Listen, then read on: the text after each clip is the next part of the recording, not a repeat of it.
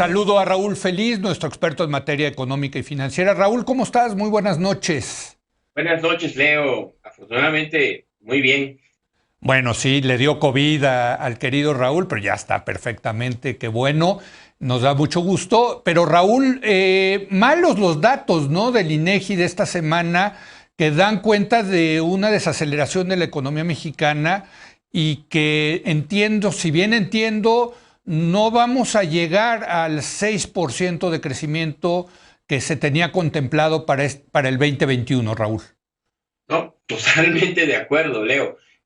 Nosotros ya traíamos un número abajo de eso y el consenso también ya estaba abajo, Sí. pero con estas cifras te diría que el crecimiento va a estar entre 5 y 5,4, por ahí, como 5,2, Bajo, bajo. 5,1 Ujú, o quizás 5%, quizás. ujú, ¿Ah?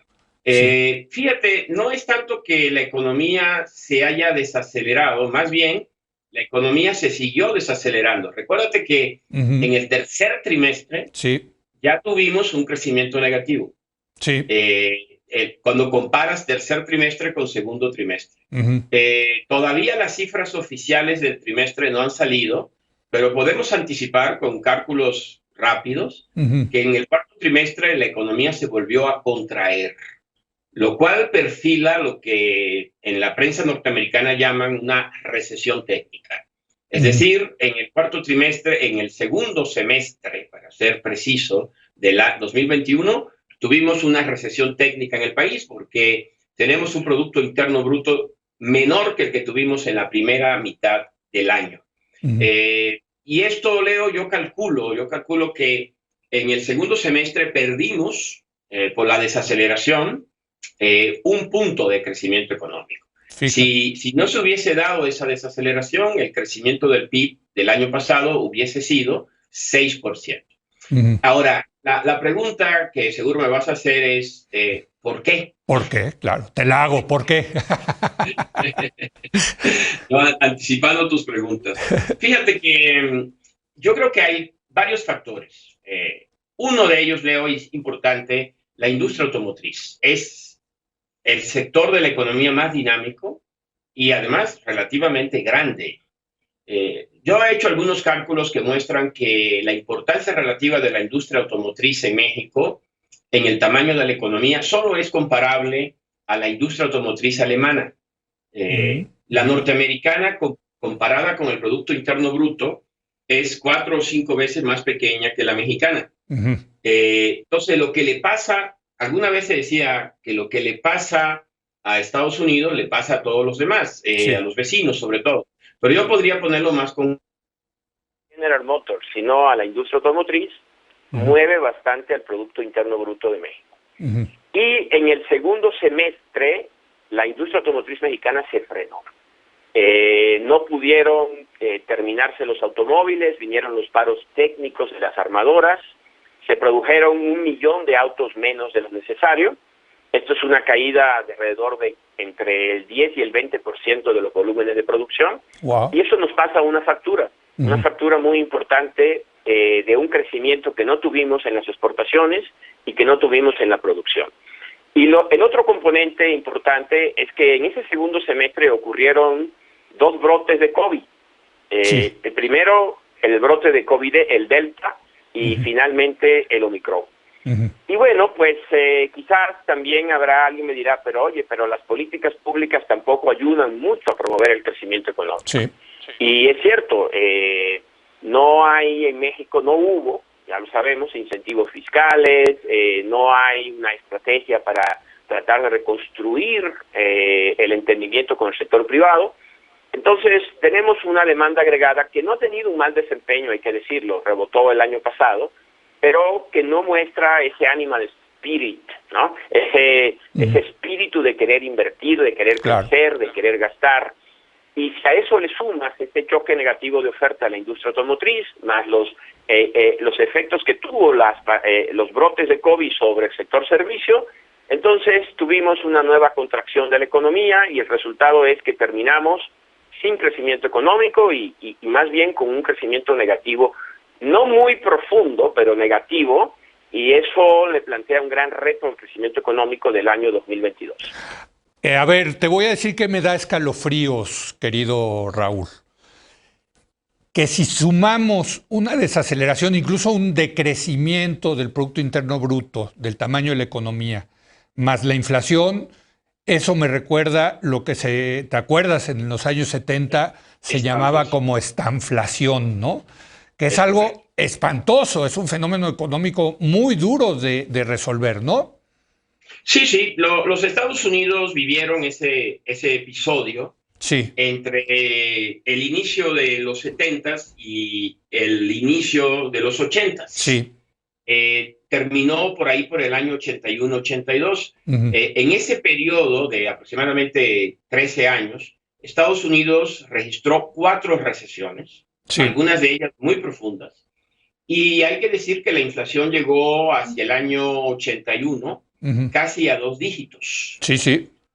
Fue un periodo muy, muy malo. Ahora, la estanflación no solamente es una combinación estadística, como lo acabas de decir, de un crecimiento negativo con inflación, sino que fue un periodo persistente, Leo.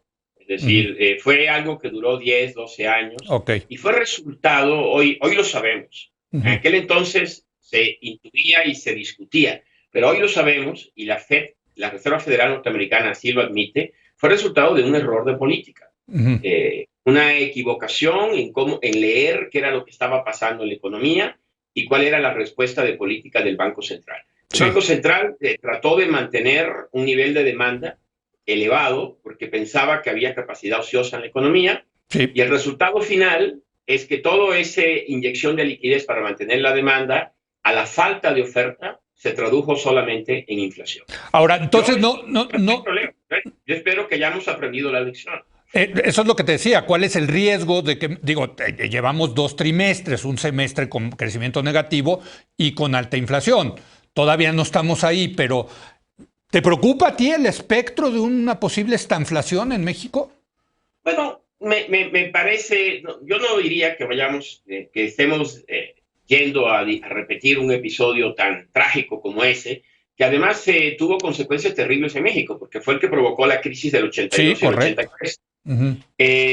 Sí me preocupa el que esta desaceleración, esta debilidad de la economía sea más persistente, porque estamos iniciando el año 2022 en medio del brote de COVID Omicron, que si bien no es tan letal, sí es un obstáculo y sí trae nuevas perturbaciones. Por ejemplo, el precio del petróleo ya ve dónde está. Además, la amenaza de Rusia sobre Ucrania podría rebasar los $100. El Omicron puede todavía crear restricciones logísticas, aumentar los precios de los contenedores, de la carga aérea. O sea, choques de oferta todavía que puedan elevar la inflación pueden todavía estar presentes mucho en el primer semestre del año. Entonces, esta combinación pues no es buena para el bienestar de los ciudadanos, pero creo que nuestro Banco Central y creo que el Banco Central norteamericano no van a cometer los errores que se cometieron en los años 70 y van a hacer de esta situación mala, por la que estamos atravesando en este momento, una situación mucho más persistente y duradera de lo que debería ser. Raúl, me queda un minuto antes de estos datos del INEGI, de estos datos pues, negativos del INEGI. Salió, la perspectiva era que este año íbamos a crecer al 2.8, si no mal recuerdo, era lo de la encuesta del Banco de México al sector privado. En fin, ¿qué números traes ahora? ¿Qué podemos esperar para el 2022? Mira, Leo, si no se reactiva la industria automotriz, que es lo que yo creo que nos puede dar una voltereta rápida al crecimiento, pues el crecimiento va a volver a ser cercano al 2.2, 2.3%. El maldito 2%. Otra vez. Pero un 2% que no debemos celebrar porque todavía estamos muy lejos de recuperar la línea de tendencia de la economía mexicana. Es decir, si de aquí en adelante lo que vamos a crecer es al 2%, querría decir que habremos perdido de forma permanente 6.7 puntos del Producto Interno Bruto. Si la actividad, si aparecieran chips, ¿no? Que son lo que tiene frenado a la industria automotriz.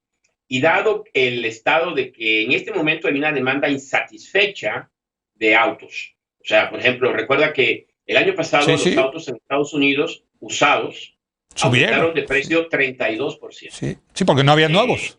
O sea, y si quieres uno nuevo, tienes que ir, pagarlo y esperarte 3, 4 meses. Sí. Entonces, esto quiere decir, Leo, que si se resuelve parcialmente el problema logístico de abastecimiento de chips, nuestra industria automotriz puede rápidamente disparar su crecimiento y, dada la importancia que tiene en el PIB, elevar el crecimiento económico. Entonces, en el caso optimista, déjame ser optimista, podríamos crecer a un poquito más de 3%.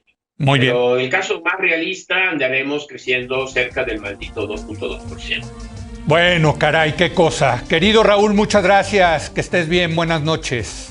Buenas noches, Leo. Buenas noches a todos. Gracias a Raúl Feliz. Gracias a usted por habernos acompañado. Mañana es viernes, edición de fin de semana, junto con mi compañero Julio Patán. Voy a platicar con José Antonio Valdés, Charlie del Río y Enrique Figueroa sobre una de las parejas cómicas más importantes del cine mundial, y me refiero, desde luego, al gordo y al flaco. Vaya pareja, vaya pareja. No se lo pierda, aquí nos vemos.